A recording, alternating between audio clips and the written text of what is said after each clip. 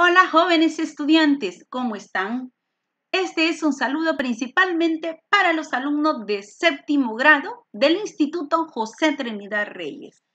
Espero que estén muy bien, siguiendo las medidas de limpieza en su casa, cuidando de su salud lo más que puedan. Continuamos con la estrategia pedagógica de aprendizaje Te queremos estudiando en casa, con el espacio curricular de Ciencias Naturales. El tema que veremos hoy se titula Clasificamos y comunicamos en ciencias naturales. Recordando que estamos trabajando con el bloque Materia y Energía con la lección 24. La expectativa de logro de nuestra clase es comprender el concepto de clasificar y comunicar en ciencias naturales, elaborar tablas de valores y diferentes tipos de gráficos. Y hoy les comparto una frase que se lee: cada día me levanto, respiro profundamente para disfrutar de la vida y le doy gracias a Dios. Espero, jóvenes, que pongan mucha atención para que usted pueda obtener el conocimiento y entender la clase de este día. Vamos a iniciar explorando esta imagen y respondiendo a las siguientes interrogantes. ¿Qué observamos en la imagen? Muy bien, gráficos, un joven estudiante y un paisaje. ¿Qué semejanzas y diferencias encontramos entre los dos gráficos? Muy bien, este es un gráfico de barras y este es un circular. ¿En qué situaciones hemos observado gráficos de este tipo mostrados en la imagen? ¿Sabemos cuál es su nombre? Bien, este es un gráfico de barras y este es un gráfico circular. Comencemos aprendiendo qué es clasificar. Es uno de los procesos básicos de la ciencia. Los esquemas de clasificación son utilizados en la ciencia y en otras áreas no científicas con el objeto de identificar fenómenos y objetos para mostrar similitudes, diferencias e interrelaciones. ¿Cómo clasificamos? Lo fundamental a la hora de clasificar es enfatizar las propiedades o características de los objetos, seres o fenómenos. Ejemplo, si nos piden clasificar las hojas de los árboles, podríamos hacerlo de acuerdo a los siguientes criterios: forma de los bordes, pecíolo, disposición de su tallo, base, ápice, etc. Comunicación en ciencias naturales por medio de gráficos. El lenguaje o la comunicación verbal es la representación que empleamos para la expresión de las ideas. En ciencias naturales, la comunicación desempeña un papel fundamental en el quehacer científico, ya que durante este proceso se realiza la descripción de objetos, procesos y o fenómenos para que puedan ser identificados con la mayor claridad y facilidad. Un ejemplo para comunicar son las tablas de valores. Estas nos ofrecen información sintetizada generando una visión global de los resultados obtenidos en estudios a través de investigaciones, encuestas, listas de cotejos, entre otros. Estudiemos este ejemplo, el registro de las enfermedades frecuentes en la ciudad de Tegucigalpa, Honduras. Dibujamos la tabla de valores utilizando la regla y la dividimos en dos columnas. En la primera columna las enfermedades respiratorias y en la segunda los porcentajes de frecuencia. Aquí representamos la primera enfermedad, que es el asma, con un 25% de porcentaje de frecuencia. La faringitis, 46%, amigdalitis, 49%, neumonía, 55% y la rinitis, 30%. Esta tabla de valores nos refleja que la enfermedad con mayor porcentaje de frecuencia es la neumonía, puesto es la que tiene mayor valor. Otra forma de comunicarnos son las tablas de doble entradas. Estas son aquellas que comunican información que relacionan una variable con otras o más variables, o tablas que brindan información estadística de dos eventos que están relacionados entre sí. En las filas se anotan los valores de una variable y en las columnas se anotan los valores de otras variables. En las casillas que se forman al entrecruzarse las filas y las columnas se indican los valores o las frecuencias que resultan de la unión de las dos variables representadas. Estudiemos este ejemplo, la relación del consumo de cigarrillo con el padecimiento de cáncer.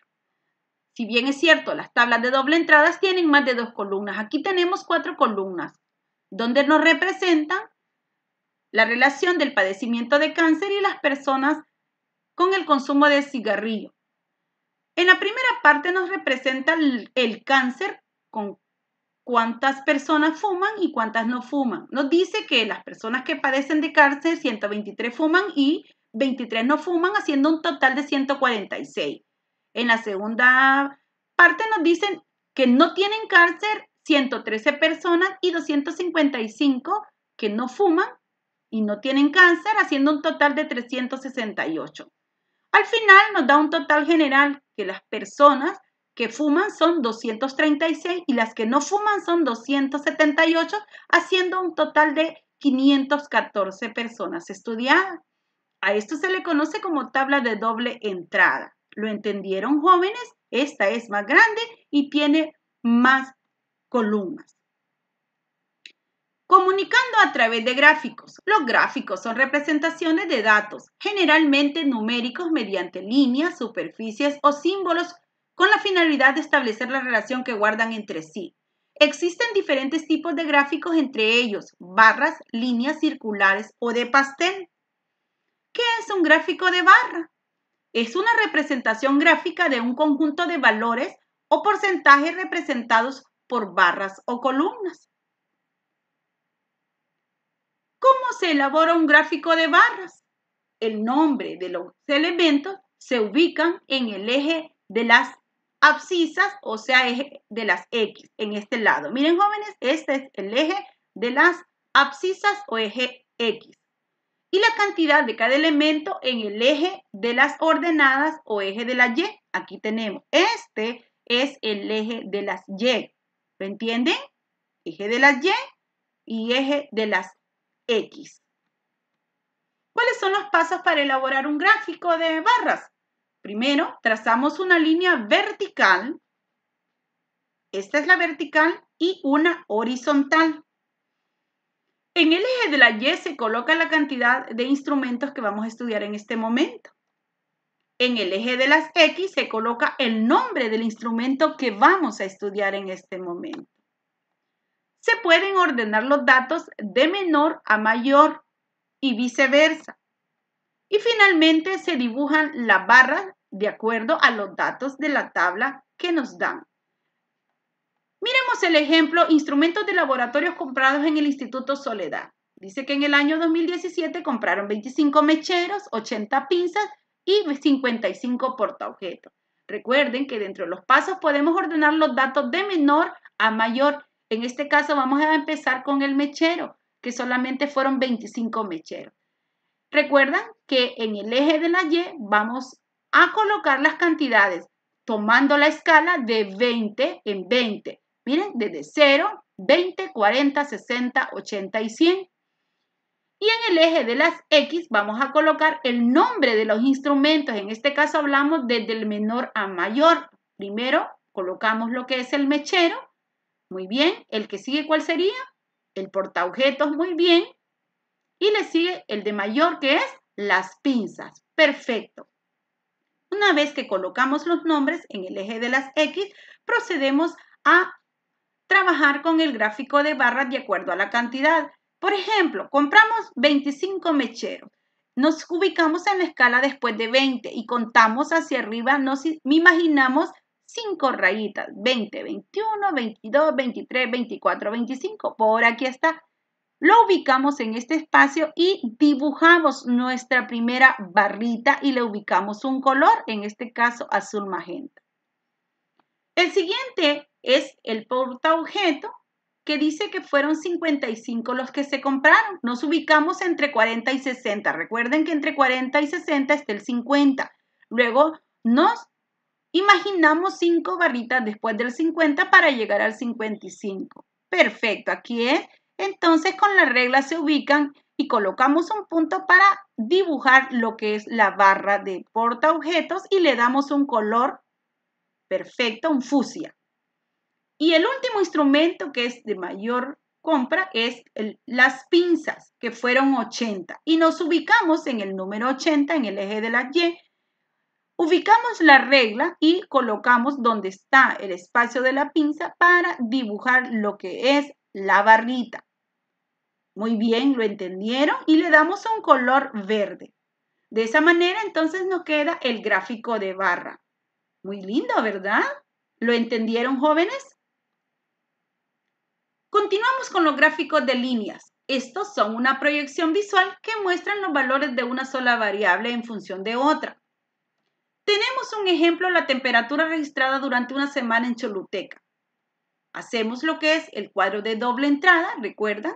Y ubicamos dos columnas donde ubicamos los días y la temperatura. Nos dice que el día lunes hubo 38 grados, el martes 36, el miércoles 40, jueves 39, el viernes 39, el sábado 36 y el domingo 38. ¿Cuáles son los pasos para elaborar este gráfico? Primeramente, trazamos lo que es los ejes de coordenadas. Recuerdan, horizontal, eje de las X y eje de las Y. En el eje horizontal se colocan los periodos de tiempo. En este caso estamos hablando de los días. Miren, de lunes a domingo, que son los días que nos muestra la tabla. En el eje vertical, o sea, eje de las Y, se colocan las temperaturas. Miren, buscamos una escala. En este caso los ubicamos dependiendo de los valores que nos den, desde el 34 hasta la 41 y de 1 en 1. Aquí los valores fueron de 1 en 1, en la anterior eran de 20 en 20. Luego vamos a señalar los puntos a cada periodo de tiempo que le corresponde un punto en el valor de su frecuencia. Por ejemplo, el día lunes nos dicen que es a 38 grados. Entonces nos ubicamos en el día lunes y buscamos el 38 en el eje de la Y. Nos ubicamos en el 38, colocamos la regla y colocamos un pequeño punto en este primer punto que nos representa el lunes. Miren, lunes. El martes nos dice que fue de 36 grados.